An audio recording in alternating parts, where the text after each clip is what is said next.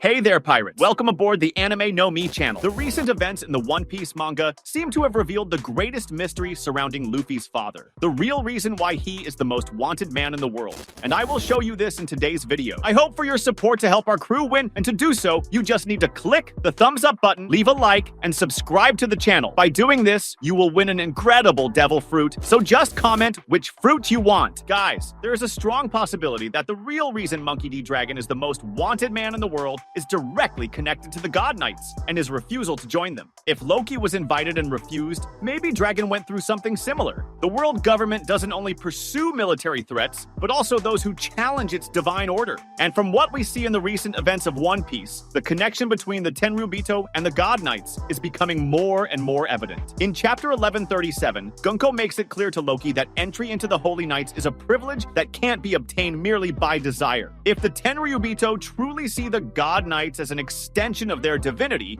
then the refusal of someone powerful enough to be invited wouldn't just be seen as a rejection, but as a direct affront to celestial authority. The fact that Loki was invited suggests there is some special criterion for this selection. Maybe Dragon was one of the first names chosen, and his refusal became the catalyst for his worldwide notoriety. Chapter 1138 gives us another piece of the puzzle. Shamrock mentions that Shanks has been to Mary Joyce, but chose to remain in the filthy underworld. This implies that some individuals are given the chance to ascend to something greater, but few accept. If Shanks refused this opportunity, it strengthens the idea that a similar proposal may have been made to Dragon. However, there is a key difference. Shanks seems to have been left in peace after his choice, while Dragon was placed at the top of the wanted list. What changes in this scenario? The answer might lie in how Dragon handles the world. If he simply refused the offer and went on with his life without interfering, maybe the world government wouldn't pursue him so relentlessly. But Dragon didn't just refuse, he founded the Revolutionary Army and began acting against the very system the God Knights represent. He didn't just reject the proposal, he declared war on everything it symbolized. What if Dragon had accepted? He could have been one of the world's supreme leaders, with access to the true hidden power of the Tenryubito. This leads us to an interesting point. Why would they invite Dragon? If he were just an ordinary revolutionary, it wouldn't make sense. But Dragon isn't just any revolutionary. He is Garp's son and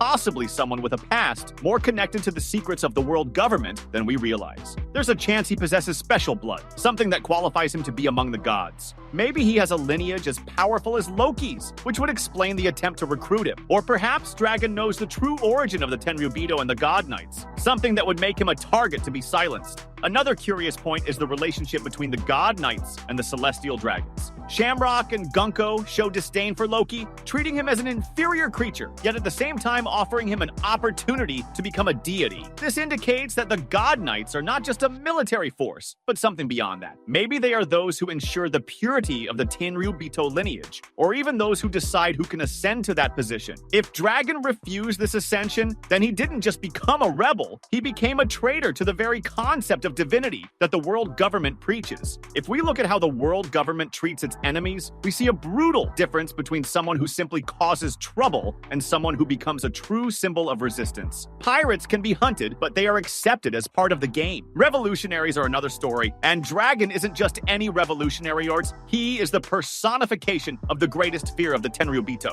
If he were just a rebel leader, the world government would have already dealt with him the same way they dealt with O'Hara or any other isolated threat. But Dragon remains free and active, which means there is something about him that prevents the world government from simply eliminating him. What could it be? If Dragon has a secret that directly threatens the authority of the Tenryubito, maybe it's something related to the lost centuries history or the very existence of the God Knights. Maybe Dragon knows something that could dismantle the entire structure of the world. And what if he already knew the truth before even forming the Revolutionary Army? That would explain why he never tried to directly attack the Tenryubito. He is waiting for the right moment to expose what he knows. Monkey D. Dragon's refusal to join the God Knights is not just a matter of disobedience or resistance to an offer of power. It is a decision that triggers a series of events directly impacting the stability of the world government. Dragon didn't just reject the ascension to a divine position, He became the personification of an insurmountable obstacle to the idea of absolute and unquestionable power that the world government seeks to establish. This act of refusal is not something that can be ignored, for by making this decision, Dragon not only broke with the God Knight system, but also challenged their entire structure of domination. The God Knights do not merely represent a select group of individuals chosen by the Tenryubito to ensure the continuity of their dominance over the world. They are, in reality, the defenders of the established order, the idea of a divine and unquestionable elite. They are the face of oppression and absolute control, and their purpose is to ensure that the status quo, in which the Tenryubito are considered superior beings worthy of ruling, is maintained. When Dragon refused the proposal to join them, he wasn't just saying no to the offered power, but was directly challenging the system that the God Knights represent. Therefore, the relationship between Dragon and the God Knights goes far beyond a simple refusal of a power offer. This refusal is a milestone that defines Dragon's position as the main antagonist of the world government. Dragon's revolutionary nature goes beyond his acts of rebellion and military attacks. He founded the Revolutionary Army, which aims to overthrow the world government and its control structure. But the most important thing is that Dragon is not just fighting against the world government. He is fighting against the very idea that a divine class has the right to subjugate the masses. When creating the Revolutionary Army, Dragon directly positioned himself against the fundamental pillars that uphold the world government, which include, among others, the Tenryubito and their God Knights. And this is what truly makes him the greatest threat to the world's stability. The Revolutionary Army is not just a group of armed insurgents, it is a force aiming to dismantle the idea of divine authority, a force that is attacking the very concept of a natural hierarchy between humans and the Tenryubito. For the rulers of the world, this is an existential threat. The God Knights are not just powerful leaders, they are the embodiment of an ideology that establishes the supremacy of one group over all others. And Dragon, by founding the Revolutionary Army and actively opposing this system, is not just a physical threat, but a philosophical one. He is the living proof that a revolution doesn't only need to destroy power, but can also destroy the ideological foundations that sustain that power. By refusing to be part of this divine order, Dragon demonstrated that a radical change in thought and social structure is possible, something that the world government cannot allow. The most interesting thing in this context is realizing how Dragon's presence and his revolutionary movement have been a constant source of destabilization for the world government. Every action taken by Dragon, every step made by the Revolutionary Army, is a constant reminder that the idea of absolute and unquestionable authority is not invulnerable. On the contrary, it is fragile, and its power is sustained only by oppression and fear. Dragon, then, is not just an enemy of the world government. He is a symbol of a resistance capable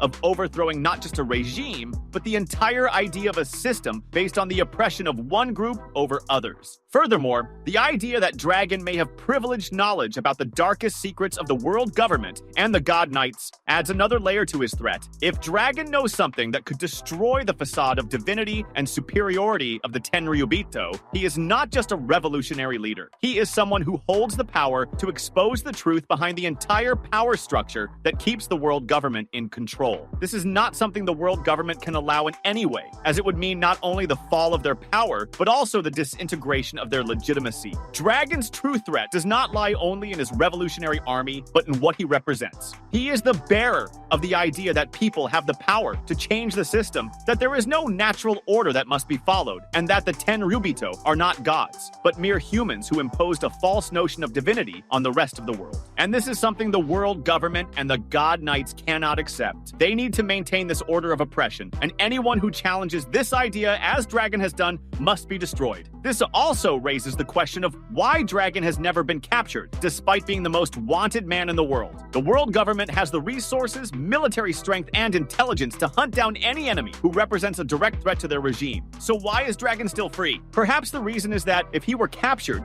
his death or imprisonment wouldn't solve the central problem, the ideology he represents. Dragon's fight is not a simple physical one. It is an ideological fight, and killing Dragon wouldn't kill the idea of revolution he represents. On the contrary, his death could even become a martyrdom, turning him into an even stronger symbol for the opponents of the world government. And as mentioned earlier, the true key to understanding Dragon's status in the world of One Piece lies in his connection to the truth behind the God Knights and the secret history of the Void Century. If Dragon Dragon has knowledge of this history, or if he has a deep understanding of the events that occurred during that period, perhaps even related to the origins of the Tenryubito, he might be the only person capable of exposing to the world what really happened. If he knows what the Tenryubito tried to hide, this would forever change the world's perception of them. Finally, Dragon's figure as the most wanted man in the world is not just about his resistance to power, but also his ability to challenge and expose the central idea of divinity and authority of the Tenryubito. He is an existential threat not because he is the leader of a revolutionary movement, but because he is the bearer of an idea that could destroy the system the Tenryubito imposed on the world. By refusing to ascend to the God Knights, Dragon not only rejected power, but also challenged the very foundation of the world order. And this is the real reason why he is the most wanted man in the world. He is the symbol of a resistance that could bring down the world government, and perhaps even the idea of absolute power that it represents. That was today's content. We hope you liked it and want to share your opinion on the subject. Don't forget to share the video, give it a thumbs up, and I'll see you in the next video. Take care and stay amazing.